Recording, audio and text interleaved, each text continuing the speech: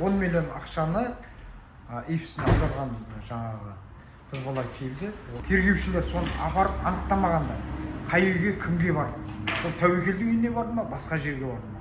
Мен көрген жоқпын, сот кім шұқылап отырдым дейді. Ассалаумағалейкум қадірлі көрермендер. Бүгін 3 желтоқсан 2024 жыл Тәуекел Күзембаевтың кезекті сот отырысы. Мұрат аға, бүгінгі отырыс бойынша қысқаша бір өзіңіз ақпарат беріп жіберсеңіз. Ассалаумағалейкум қазақ елі, армысыздар, құрметті көрермендер. Бүгін Тәуекелдің сотынан шықтық. Түске дейін бір процесс болды.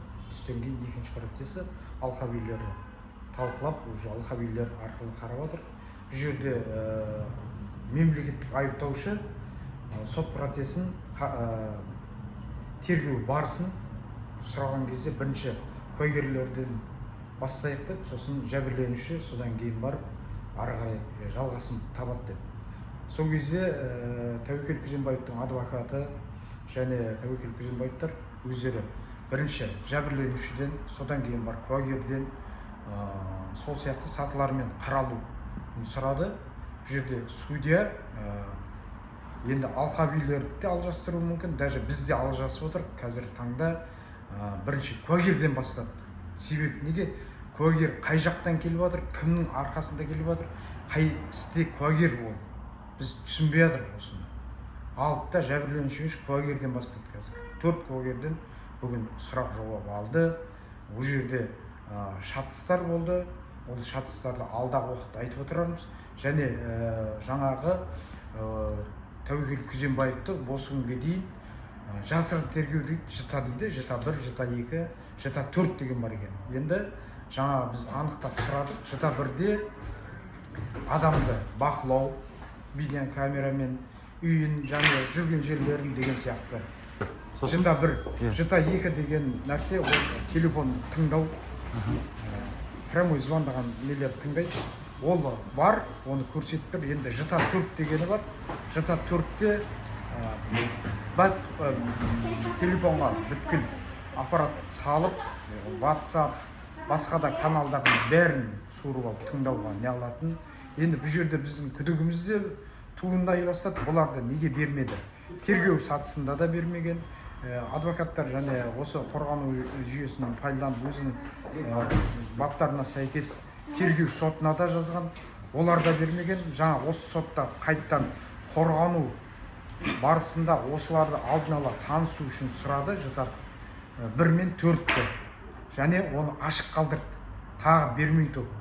Құқықтар шектеледі, конечно. Толық таныспаған себебі міне жаңа айтып отқан жыта 1, жыта 4-пен таныспаған. Осы жағын бермейді. Енді бұл сотта да ашық қалдырып отыр. Ол уақытысы келгенде делдан ашып дискін тығып жіберіп, енді қорғана ойыңдар деген сияқты қылып тұру. Ол жерде қорғану бірден адамның ойына қай жерде қателік, қай жерде не, ол қай нәрсені алсаң да бірнеше күн уақыт или бірнеше сағат уақыт кетуі мүмкін да. 10 миллион ақшаны ИФСіне аударған жаңағы қыз бала келді. Ол ИФСі шешесінің атында екен. Ол айтады, мен алдым дейді, өзімнің жаңағы банкке төлейтін 3% және тағы бір неге 350 мыңдай алып қалдым дейді.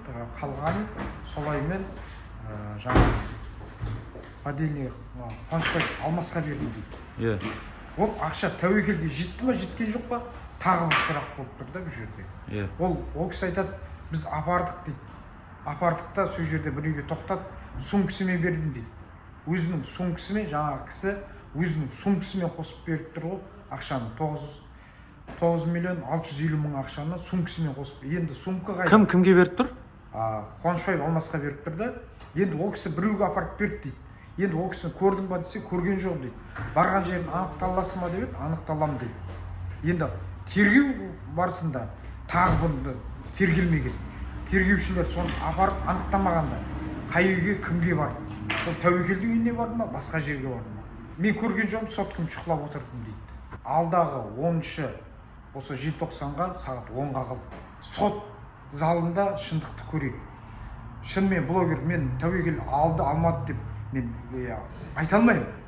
Мен де соны аяғына жеткім келіп, көргім келіп жүрген. Бірақ осы соттың әділ, ашық болғанын көргімізге бақылап бақылап көргіміз келіп отыр дейсіз ғой. иә бақылап көргіміз келіп отыр. Жақсы, рахмет.